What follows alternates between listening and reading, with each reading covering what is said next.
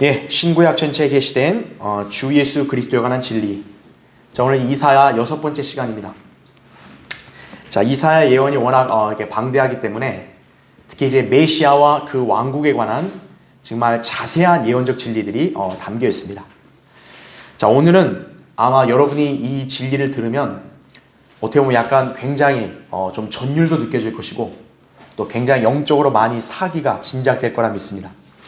왜냐하면 오늘 할 주제는 이제 우리 메시아이신 주 예수 그리스도께서 다시 오셔서 이 온 세상에 천년왕국을 수립하신다 그랬죠? 그 천년왕국이 어떤 왕국인지를 이 이사야에서 또 자세하게 예언을 해주고 있습니다. 오늘 이 강의의 한마디로 내용을 요약한다면 예수 그리스도 완벽한 왕이 통치하시는 완벽한 세상이 오는 거예요. 보통 이제 사람들이 유토피아 얘기 많이 하죠. 유토피아. 그렇죠. 예. 근데 사람들은 그게 허무맹랑한 상상의 얘기로 알잖아요. 하지만 유토피아는 진짜 실현될 거예요. 그게 언제 실현되냐? 바로 우리 주님께서 다시 오시면 이 온 세상은 이제 유토피아가 된다고요. 예. 그거를 그냥 이렇게 뜬구름 잡는 그런 얘기로 그렇게 무시하지 말고 정말 하나님께서 그렇게 말씀하셨으면 반드시 실현하실 걸 믿으면 되는 거예요. 예. 또 인간이 애써 무슨 이 세상을 뭐 유토피아로 만들려고 그렇게 발버둥 친다 해도 절대 불가능해요. 예. 죄인의 통치는 완벽할 수 없어요. 완벽한 죄 없는 의인이신 예수 그리스도의 통치만이 진짜 완벽한 그런 왕국에서 그렇게 실현될 것입니다. 자, 그래서 오늘 이 메시아가 다스릴 그런 천년왕국. 자, 이 천년왕국이 어떤 환경이고 또 어떤 통치가 이루어지는가 한번 살펴보겠습니다. 자, 먼저 메뉴를 보세요. 메시아로 오시는 유대인의 왕이 오시면 지금껏 모든 통치자들이 감히 할 수 없었던 또 모든 사람들이 그토록 염원하던 완벽한 의와 화평의 왕국을 세워서 이제 메시아께서 통치하실 것이다 그랬죠. 그의 정부와 화평의 증가함이, 여러분 보세요. 화평이 어때요? 증가한다 그러죠. 지금 여러분 세상 보시면 세상이 평화로워요? 아니죠. 예. 지금 러시아 우크라이나 사태만 봐도 세상은 늘 어때요? 전쟁과 갈등이 연속됩니다. 그죠? 그러나 메시아께서 오셔서 통치하실 그 왕국의 정부, 화평은 꾸준히 증가한다 이거죠. 다윗의 보좌와 그의 왕국에 바르게 세워지고 지금부터 영원까지, 자, 거기 보시면 어떤 게 중요하냐면 공의와 정의, 그것이 굳게 세워진다는 거죠. 지금 이 세상은 결코 정의롭지도 않고 공평하지도 않아요. 그렇죠? 하지만 메시아께서 다스리는 천년왕국은 정의와 공의로 끝이 없이 세워진다는 거죠. 예. 만군의 주의 열성이 이것을 실행하시리라 이거죠. 그러니까 하나님이 대충 던지신 말이 아니라 소위 지금 뭐 정치인들처럼 그냥 대충 공약 내서 이게 아니라 하나님께서 열성을 갖고 이거를 실행하실 거라 이거죠. 근데 이 왕국이 안 세워진다고요? 그럼 하나님이 거짓말하신 게 되죠. 절대 그럴 리 없죠. 그렇죠? 자, 그분께서는 완벽한 의와 화평으로 통치하신다 그랬죠. 또한 그분이 다스리실 천년왕국 때 자연계의 피조 질서가 평화롭게 됩니다. 그리고 기후와 날씨도 농사의 풍년을 이루기에 충분해집니다. 더 중요한 건 인간의 수명이 늘어나고요. 그리고 각종 질병도 치유받게 된다 이거죠. 특히 더 중요하겠어요. 자, 자연계 이런 엄청난 환경만 봐도 야, 이 천년왕국 대단하다 그럴 텐데 더 중요한 게 뭐냐? 온 세상이 오직 주님만을 알게 되고 그분께 경배드리게 될 것이다 라는 거죠. 부처니 뭐 마호메트니 공자니 무슨 뭐 여러 잡다한 종교가 어떠는 거예요? 다 사라지는 거예요. 우리 그리스도인이 봤을 때 그런 세상이 어디 있었겠어요? 인류 역사상. 이제 온 세상은 오직 여호와 하나님, 주 예수 그리스도 그분만을 알고 그분만을 섬기게 될 거다라는 거죠. 한마디로 영적이고 또 물리적인 회복으로 완벽한 세상, 곧 인류 또는 우리 그리스도인들이 꿈꿨던 황금 시대가 도래하게 될 것이다 라는 거죠. 그래서 천년왕국이 정말로 우리 그리스도인들이 그렇게 바라봤던 이상향, 또 인류가 꿈꿨던 그런 유토피아가 이 지상에서 실현될 것이다 라는 거죠. 이사야에서의 그 예언이 자세히 기록되어 있고 제시되어 있다는 거예요. 오늘 여러분 그것을 한번 살펴볼 것입니다. 자, 먼저 첫 번째 보세요. 메시아께서 재림하시면 우선 온 세상을 의로 심판하시고 땅의 전쟁을 그치게 하실 것이다 라는 거죠. 여러분 그 이사야 한번 찾아보세요. 이사야 2장 4절.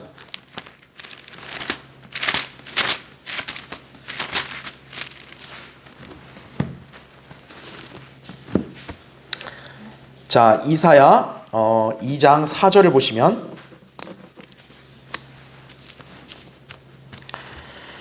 자 2장 4절에 보면 그가 모든 민족들 가운데서 심판하시며 많은 백성을 책망하시리니 그랬어요. 순서를 잘 보세요. 메시아께서 먼저 오면 어때요? 모든 민족들을 심판하고 책망을 해야 돼요. 먼저 죄에 대한 것들을 먼저 책망해야 돼요. 심판하고. 그 다음에 보세요. 그들이 자기 칼들을 두들겨서 보습을 만들며 자기 창들을 두들겨서 낫을 만들 것이요 민족이 민족을 대적하여 칼을 들어올리지 아니할 것이며 그들이 더 이상 전쟁을 배우지 아니하리라 이거죠. 천년 왕국 때는 전쟁이 그치는 거예요. 그 전쟁을 누가 그치게 하는 거예요? 메시아께서 그치게 한다는 거죠. 자, 그러면 거기 괄호 1번을 보세요. 자, 이 구절을 그대로 받아들이면 문제가 없는데 세상은 어떻게 하냐? 이 구절을 그대로 인정하진 않아요. 특히 소위 인류의 평화를 위해서 창설됐다는 유엔 있잖아요. 유엔은 이 구절에서 자기들 딱 좋은 것만 갖다 써요. 괄호 1번 보세요. 현재 유엔 건물 밖에는요 이사야의 벽이라는 게 있어요. 자, 거기에는 지금 우리가 읽었던 이 말씀이 있죠. 이게 부분적으로 들어가 있어요. 즉 그들은 메시아께서 모든 민족들을 책망하신다는 점을 딱 삭제해요. 그래서 유엔의 그 건물 벽에는 이사야 2장 4절에서 그가 모든 민족들을 심판하시고 뭐 백성들 책망하신다 그 말만 빼고 딱 여기 중간에 칼들을 두들겨 보습 만들고 창들을 두들겨 낫을 만들고 전쟁을 배우지 않는다. 딱 그것만 딱 거기다가 기록해 놓은 거예요. 그러니까 뭡니까? 인간들이 자기들이 이렇게 전쟁 없는 평화를 만들 거다. 성경의 구절을 딱 자기들 식으로 그렇게 왜곡해서 써먹고 있죠. 예. 전쟁이 없는 평화가 있을 것이라는 점만 강조했다라는 거예요. 이것이 바로 의가 없이 평화만을 집착하는 세상의 실체입니다. 예. 근데 인간들은 이런 걸 좋아하는 거예요. 왜? 자기들의 잘못과 죄에 대한 심판을 싫어하죠. 누구나. 그거 다 덮고 그냥 평화롭게 그냥 안락하게 지내자. 이게 인간의 본성이 원하는 거죠. 하지만 하나님께서 절대 그렇게 안 하시죠. 하나님은 항상 뭡니까? 화평보다는 먼저 뭐를 강조하세요? 의를 강조하시는 거예요. 거룩함과 의를 먼저 강조하시는 분이에요. 주님은. 그래서 화평이 오려면 먼저 의로 세상을 심판을 하셔야 되는 거예요. 죄악들을 싹 없애고 심판으로 없애야만 이제 화평을 도래할 수 있다는 거죠. 괄호 2번 보세요. 자, 유엔을 위시한 세상이 하나님 말씀을 거부하고 주님을 대적한 결과 위 말씀대로 엄중한 하나님의 심판과 책망을 받게 될 것이다 라는 거죠. 하나님은 거룩하고 의로우시기 때문에 화평 이전엔 반드시 뭐를 실행하세요? 의를 실행하신다 그죠. 이것이 바로 주님이 첫째로 의의 왕이요 그 다음은 살렘 왕 곧 화평의 왕이 되시는 이유다라는 거죠. 히브리서 7장 2절에 나온 그 말씀대로 주님이 이렇게 하신다라는 거죠. 자, 괄호 3번 보세요. 이 세상은 온갖 부정, 불의, 불공정이 가득한 상태다 이거죠. 여러분, 인간 그 대통령, 인간 관료, 또 정치인이 세상에 완벽한 공정과 의를 실행할 수 있을까요? 못해요. 인간은 결코 세상을 이렇게 공의롭고 정의롭게 온전히 할 수 없어요. 왜냐? 불완전하니까. 자, 어떤 인간의 노력으로도 해결되지 못했어요. 자, 메시아께서는 바로 그런 세상을 의로 심판하며 공의로 통치하실 것이다라는 거죠. 그러니까 천년왕국은 누구도 불만을 가질 수 없는 완벽한 그런 통치 아래 살게 되는 것이. 여러분 거기 이사야 11장 한번 보세요. 이사야 11장 자 4절 보세요.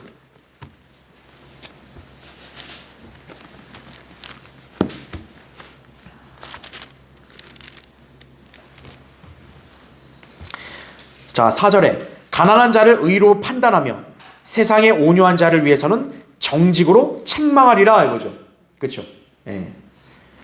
그러니까 뭔가 불공평하게 그렇게 또 억울하게 그런 당한 사람들 의로 다 하나님께서 심판하셔서 낱낱이 가리신다라는 거죠. 예. 불의한 상태에서 착취하고 속이고 그런 사람들 다 하나님 앞에 심판의 대상이라는 거죠. 세상의 온유한 자를 위해서는 정직으로 세상을 책망하신다라는 거죠. 예. 지금 세상에 부정직한 일들이 얼마나 많아요. 정직으로 책망하신다 이거죠. 자, 근데 그것만이 아니에요. 거기 4절 계속 보면 또 그는 그의 입에 막대기로 세상을 치고 자기 입술의 호흡으로 악한 자를 죽일 것이라 이렇게 말하고 있습니다. 지금 여기 보시면 여러분 특이한 표현이 나와요. 주님이 세상을 의로 통치하실 때 통치하시려고 할 때 어떻게 하는 거예요? 그분의 입에서 악한 자를 어떻게 한대요? 죽인다라는 거죠. 여러분 이 말씀 어디서 많이 들어본 것 같지 않으세요? 어디서 연상이 되세요? 요한계시록 19장에 보면 흰말을 타고 예수 그리스도가 내려오시죠. 그때 그분이 그 적그리스도와 악한 자들을 어떻게 죽이신다 그래요? 그분의 입에서 나오는 예리한 칼로 죽여버리신다 그랬죠. 바로 그거와 같은 맥락의 말씀인 거예요. 계시록 19장 15절의 말씀과 같은 맥락이다 보시면 됩니다. 자, 그래서 주님께서는 단순히 그냥 민족들만이 아니라 사실 그 유엔 그 민족들의 배후에 그들을 통치한 우두머리가 누구예요? 바로 적그리스도죠. 성경에서 적그리스도를 그 악한 자 이렇게 단수로 표기합니다. 그러니까 악한 자를 어떻게 하는 거예요? 멸해버리신다, 죽여버리신다라는 거죠.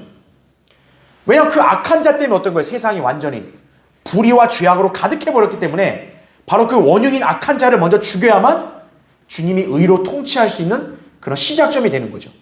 그래서 적그리스도를 죽이고 또 그 악인들도 입에서 나오는 칼로 바로 다 멸해버리신다. 그렇게 말씀하셨습니다. 그렇죠? 자, 그래서 우리는 그거를 보시면 되겠어요. 그래서 괄호 5번 보세요. 결국 주님께서는 괄호 5번에 악인들을 의로 심판하시고 민족들을 책망하심으로써 온 세상의 완벽한 의의 통치를 실현하실 것이다라는 거죠.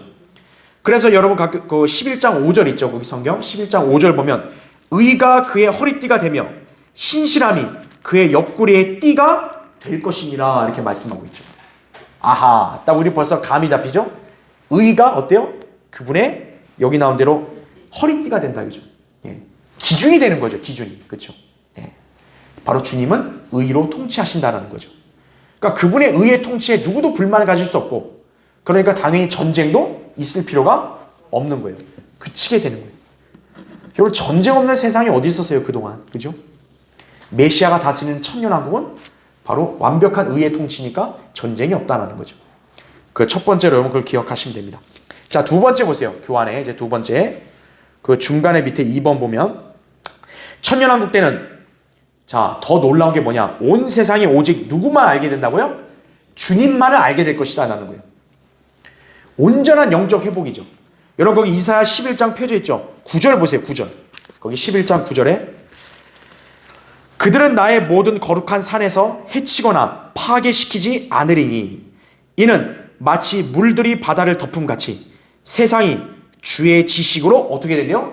충만할 것임이라. 일반 교회들이 이거를 현재 자기네 교회다 이걸 사용하고 있어요. 막 열심히 선교하고 복음 전하가지고 좀 어떻게 돼요? 세상이 기독교화되고 그럼 세상이 이제 주님을 아는 지식으로 충만해진다. 이런 사상으로 교회들이 이거를 붙들고 있죠. 그것 때문에 사실 이걸로 CCM, 복음성가도 나오기도 한 거예요. 예. 근데 그것은 그 교회가 이거를 잘못 해석한 거다 이거죠. 예. 거짓 교리예요. 지금 이 구절은 교회 시대에 해당되지 않아요. 이 교회 시대는 아무리 교회가 열심히 선교로 노력을 해도 세상이 주의 지식으로 충만해지질 않아요. 여러분 세상에 수많은 사람들 중에 올바른 성경적 교리와 지식을 아는 사람이 얼마나 있어요? 없잖아요. 예수 그리스도를 제대로 아는 사람이 있어요? 없다고요, 지금도. 이건 천년왕국 때 이루어질 예언이다라는 거죠. 자, 밑에 보세요. 괄호 1번. 문자 그대로. 자, 여기 보면 세상이 주의 지식으로 충만해요. 물들이 아예 바다를 딱 덮은 것처럼 여러분 바다가 얼마나 넓어요.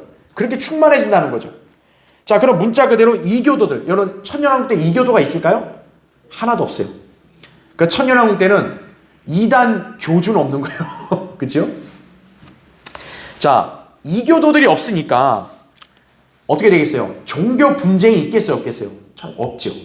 세상 모든 사람들이 예수 그리스도 그분만을 믿을 것이다 라는 거죠. 천년왕국에는. 여러분 그 자살폭탄 테러 있을까요? 자기네 종교 안 믿는다고 막 죽이고 이런 거 있을까요? 없다라는 거죠.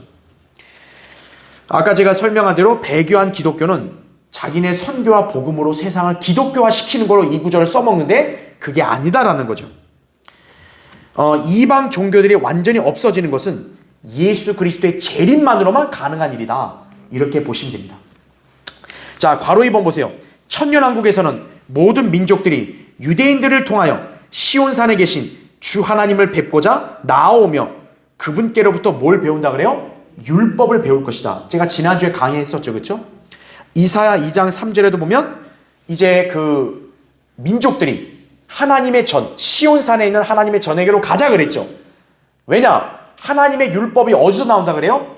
시온산, 예루살렘에서 나온다 그랬어요.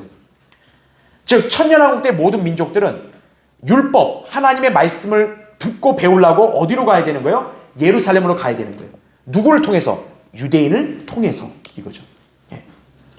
자, 그런 영적 풍토가 그렇게 조성됐는데 이 천년왕국 때 부처를 주장하는 사람이 있을 수 있겠어요? 감히? 없죠.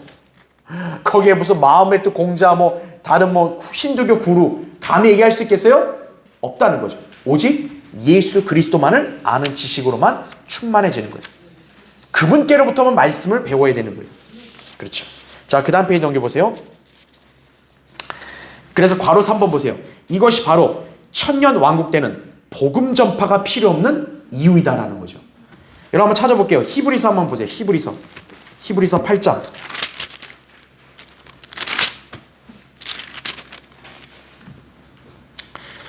히브리서 8장 거기 8절을 보세요.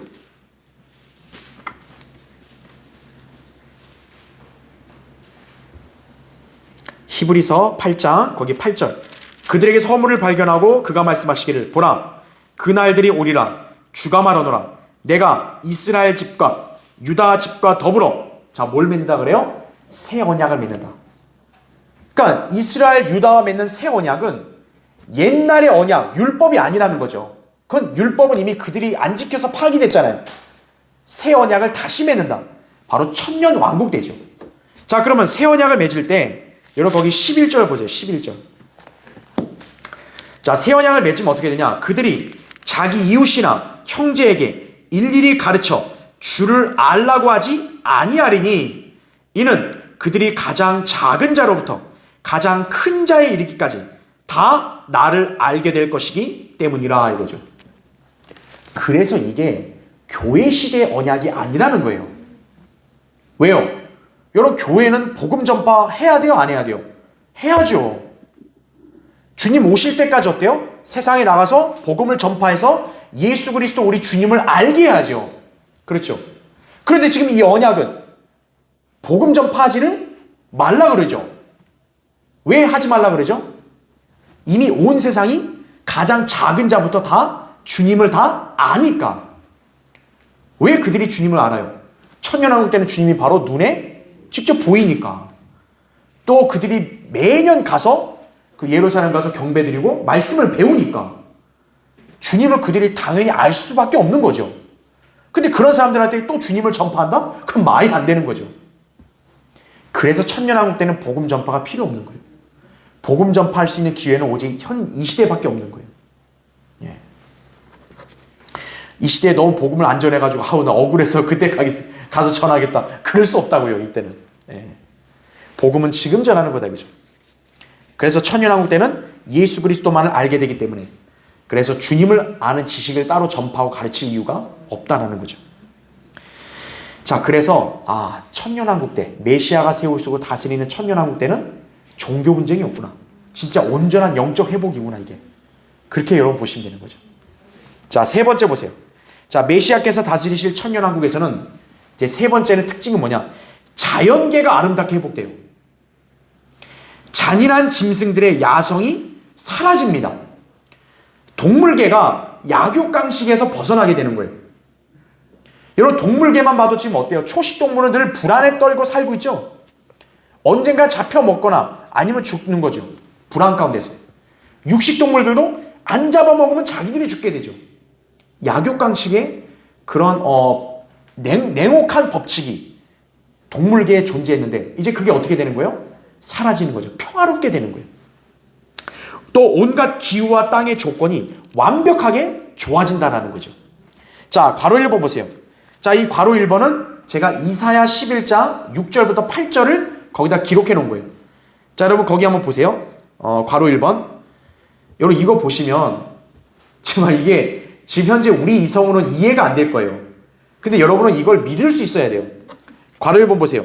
또한 이리가 어린 양과 함께 거하며 표범이 새끼 염소와 함께 누울 것이요 송아지와 어린 사자와 살찐 짐승이 함께하며 어린아이가 그들을 이끌리라.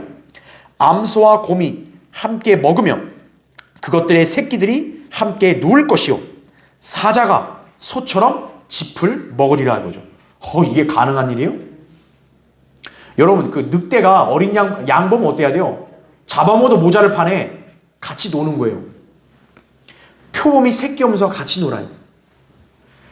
사자가 송아지랑 같이 놀아요.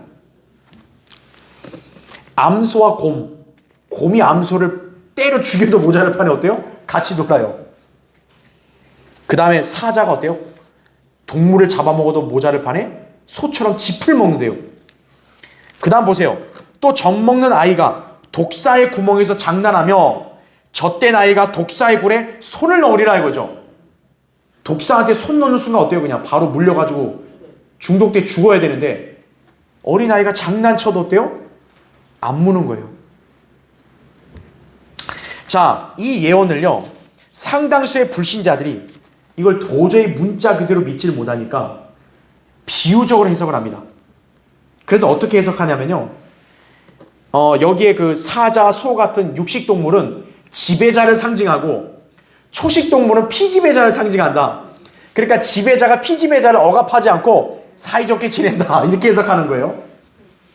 또 어떤 사람은 어떻게 해석하냐면 여기에 그 육식동물을 갖다가 옛 성품, 초식동물을 새 성품이라고 해석을 해가지고 옛 성품과 새 성품이 조화를 이룬다. 이렇게 해석을 하고요. 심지어 어떤 사람도 있냐면 선과 악이 하나가 된다라고 또 주장하는 거예요. 참 웃기죠. 그러니까 성경을 문자 그대로 안 믿으면 어떻게 되는 거예요? 자기들 식으로 이렇게 엉망진창으로 해석하는 거예요. 이랬다 저랬다 다 다르잖아요. 이런 것들은 철저히 이교도적인 사상이다라는 걸 알아야 됩니다. 예. 문자 그대로 이걸 이해하는 거예요. 그냥 받아들이는 거예요. 바로 메시아께서 다스리실 때는 이 세상의 자연계 질서가 어때요? 평화롭게 유지가 되는 거예요.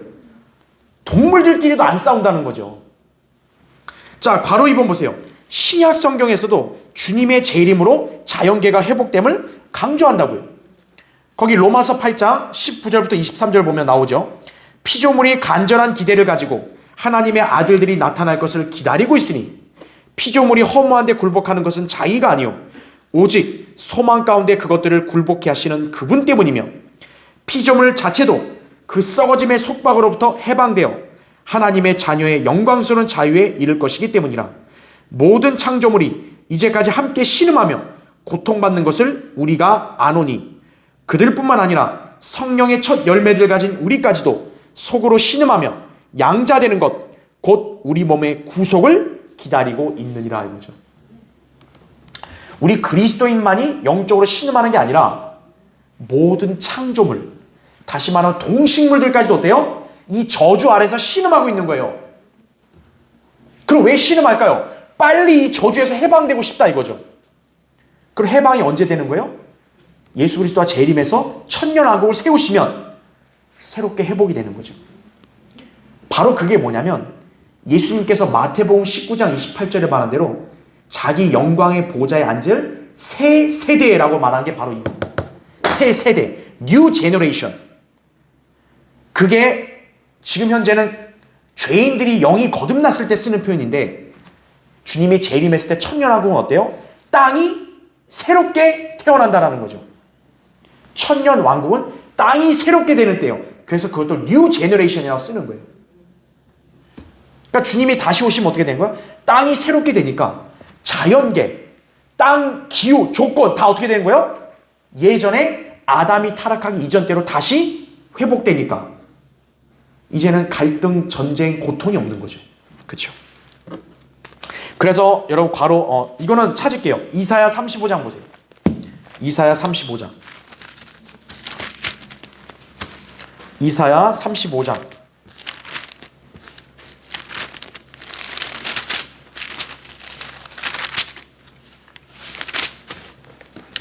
이사야 35장 거기 1절 보시면요. 이사야 35장 1절. 광야와 메마른 곳이 그들을 기뻐하고 사막이 기뻐하며 장미처럼 피리라 이거죠. 여러분 사막이 뭡니까? 광야가 뭐예요? 아무것도 없는 거예요. 허벌판이라고요. 근데 그 광야 사막에 뭐가 펴요? 장미가 꽃이 피는 거예요. 그런 조건은 지금 우리가 볼 때 과학적으로 이해가 안 되잖아요.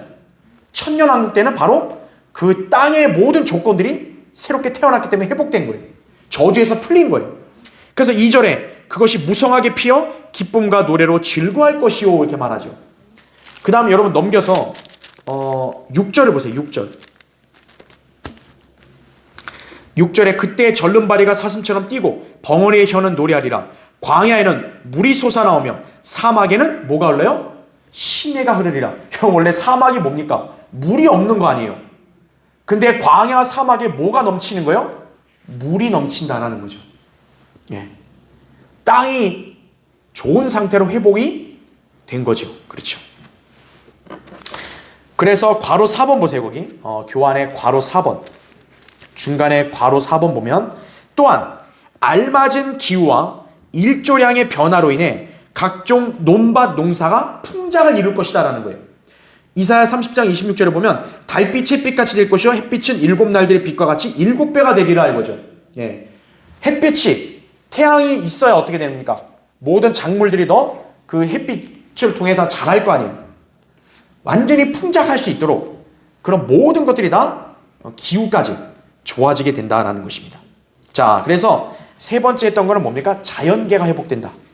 그러니까 땅이나 기후 조건도 좋아지는 거죠. 그러니까 천년왕국 때는 풍족할 수밖에 없는 거예요. 그래서 예. 자, 그렇게 풍족한 상태에서 살게 되면 당연히 인간은 건강이 어떻게 되겠어요? 좋아질 수밖에 없겠죠. 건강이 좋아지면 당연히 수명이 어떻게 되겠어요? 늘 수밖에 없겠죠. 우리 예전 창세기 지금 공부하고 있잖아요. 아담과 이브가 타락하기 전에 에덴 동산을 생각해봐요. 그렇죠? 거기서 살던 사람들은 그 기후 조건이 얼마나 좋으면은 단명하는 사람이 없어요. 그렇죠? 아담이 설령 타락했어도 몇 살까지 살아요? 930살까지 살잖아요. 그렇죠? 그리고 여러분 아담이 병 걸려서 골골댔다는 말 들어봤어요? 없잖아요. 하물며 타락하기 전에 에덴 동산이면 뭐 말할 거 없죠. 그래서 네 번째 보세요. 인간의 수명과 건강이 엄청나게 좋아지고 슬픔과 탄식을 잊어버리게 될 것이다 라는 거죠. 사람이 환경이 나쁘면 어때요? 건강도 안 좋아지면 정신도 안 좋아지니까 신경도 예민해지고 성질도 나빠지죠. 근데 천년왕국 때 그럴 일이 있어요? 없어요? 없다라는 거죠. 그래서 거기 보면 그들이 기쁨과 즐거움을 얻으리니 슬픔과 탄식은 달아나리라는 거죠. 이사야 35장 10절 말씀인 거예요. 그래서 여러분 보세요. 괄호 1번. 이거는 또 성경을 볼게요. 여러분 그 이사야 35장 펴있죠? 거기 35장 5절을 보세요. 5절. 이사야 35장 5절을 보면 그때 소경의 눈이 뜨이며 귀머거리의 귀가 어떻게 돼요? 뚫리리라. 눈이 앞이 안 보이는 소경이 눈이 보이게 되고 귀머거리가 듣는 거예요. 다 나는 거예요. 장애가 없어지는 거예요. 그 다음에 6절을 보세요. 그때 절름발이가 어떻게 돼요? 사슴처럼 뛴대요. 이건 절름발이가 아니라 완전히 회복된 사람이죠. 완전히 다리가 엄청 튼튼한 사람인 거죠. 그 다음에 벙어리의 혀가 어떻게 돼요? 혀가 노래한다 이거죠. 완전히 치유가 이루어지는 거예요. 그렇죠. 그 다음에 여러분 앞장 보세요. 거기 33장 24절 보세요. 33장 24절.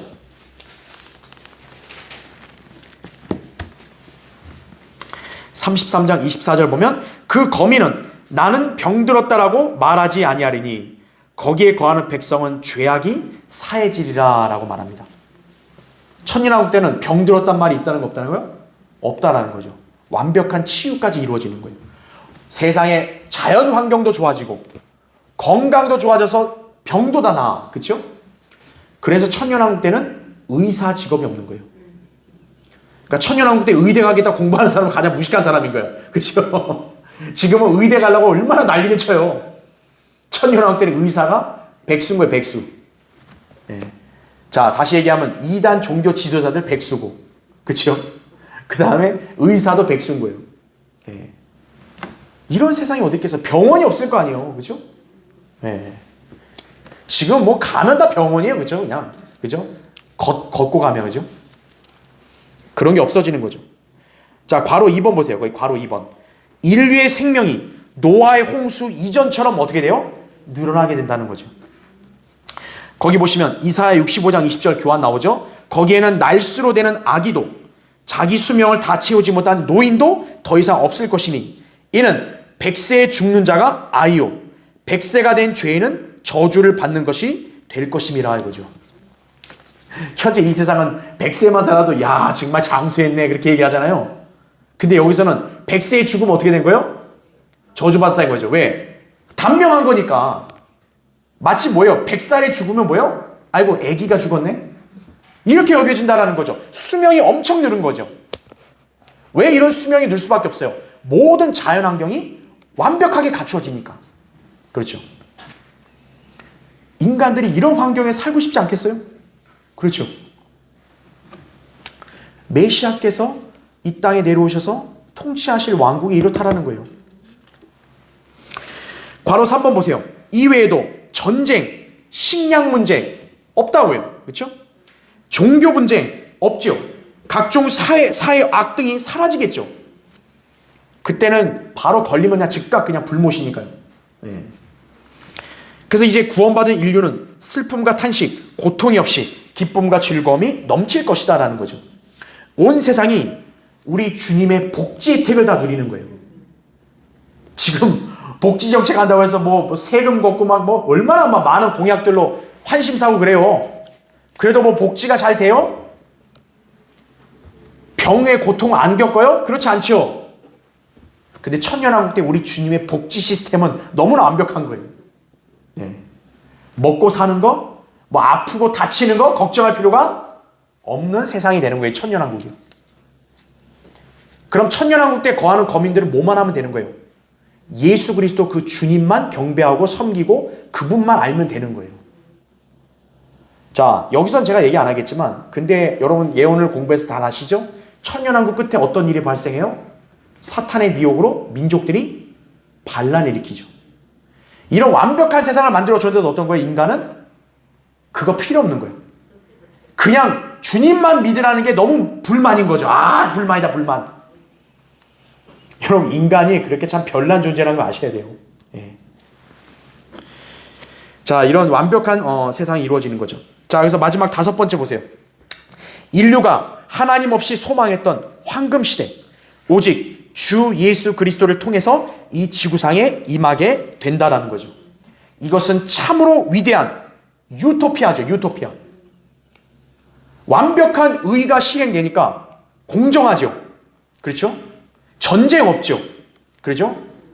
종교 분쟁 없이 그냥 하나님 예수 그리스도 그분만 믿고 경배드리면 되죠. 자연계의 모든 피조 질서까지 어떤 잡아먹는 이런 거 없이 평화롭게 유지되죠. 그죠? 동물과 인간이 자유롭게 놀죠. 식물 꽃이 막 무성하게 피죠. 사막에 물이 흐르죠. 수명은 뭐 몇백 살 늘어나죠. 질병 치유받죠.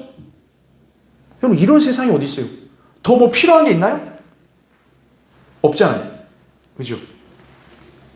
그 세상이 누구를 통해서 이루어진다는 거예요? 메시아이신 예수 그리스도를 통해서 이루어진다라는 거예요. 그런데 인간들의 특징은 뭡니까?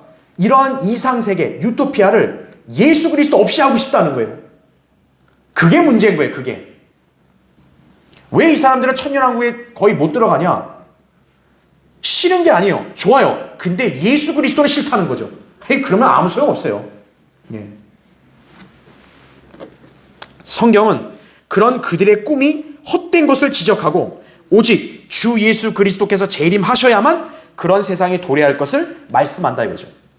이것이 바로 주님의 재림부터 이어지는 기간을 우리가 주의 날이라고 부르는 이유인 거예요.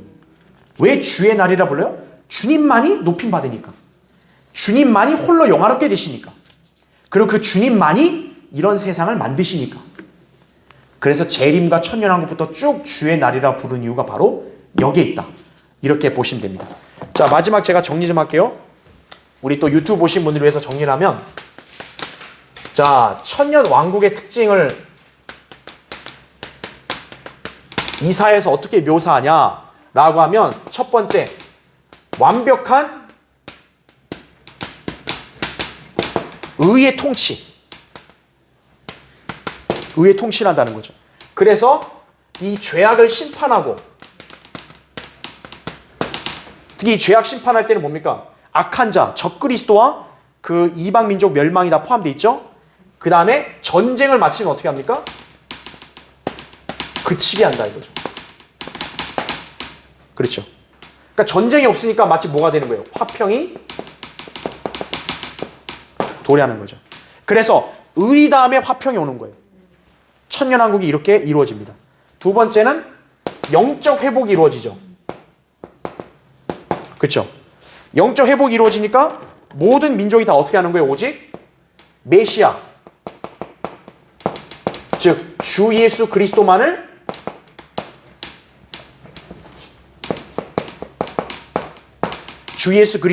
안다라는 거죠.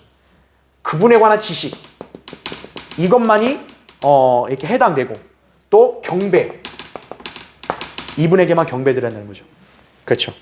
그러니까 무슨 종교 다툼이 있어요, 없어요? 없다는 거죠. 막 이단들이 와서 야 이거 아니야, 이거야 이럴 수 있어요? 없다는 거죠. 그렇죠? 영적 회복. 세 번째는 자연계의 질서 회복. 그래서 그 육식동물, 그렇죠? 맹수의 야성이 사라지고, 그렇죠? 모두가 어울리는 거죠.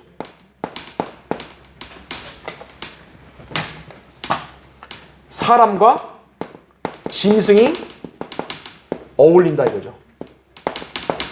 그렇죠? 지금도 가끔 보면 아이들 막 동물원 가서 뭐 호랑이 만져보고 싶은데 만지다 큰일 나잖아요. 근데 사자 만져보고 싶은데 만졌다가 큰일 나잖아요. 그렇죠? 사파리 가면 맨날 차에만 있어야 되잖아요. 근데 천년왕국도 어떤 거예요? 사자하고 같이 놀 수 있는 거예요. 네.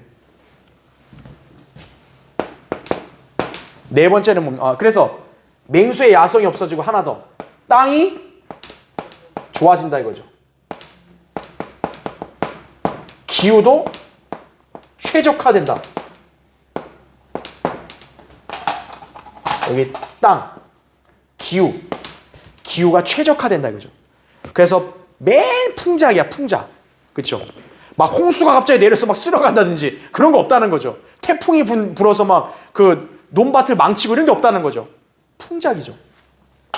그 다음 네 번째가 인간의 건강, 수명이 는다 이거죠. 그렇죠. 또 질병이 치유된다 이거죠. 그래서 장애가 없어지는 거예요. 그렇죠. 그래서 장애 있는 분들한테는 어때요? 천년왕국이 제일 소망이 돼야 되는 거예요. 그렇죠. 질병 치유가 되고. 그렇죠. 그 다음에 마지막, 그래서 다섯 번째. 바로 이러한 천년왕국의 특징이 뭡니까? 완벽한 유토피아다.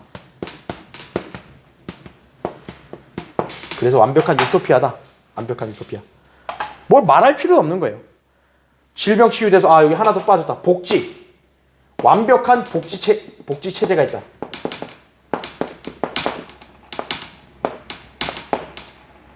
다시 말해 주님이 다 먹여주시는 거죠. 천년왕국 때는 주님께 반역만 안 하면 어때요? 다 먹고 사는데 아무 지장이 없는 거예요. 요새는 먹고 사는 거 얼마나 걱정스러워요, 그죠? 아이고 이거 나 취직 못하면 어떡하지? 아이고 나 이거 뭐 내일 식량이 우리 집에 가정에 먹을 게 없으면 어떡하지? 막 돈 없으면 어떡하지? 그런 걱정이 없는 거죠. 그러니까 인간이 느낄 수 있는 고뇌, 슬픔, 탄식이 다 없어지는 거죠. 또 오래 사니까 질병도 없으니까 무슨 걱정이 있겠어요. 완벽한 유토피아다. 이걸 여러분이 오늘 이 시간 잘 기억을 하시기 바랍니다. 그렇죠? 바로 메시아께서 그런 왕국을 세우신다는 것이 이사야의 예언인 것이. 그렇죠? 자, 다음 시간에 또 계속 하겠습니다. 네.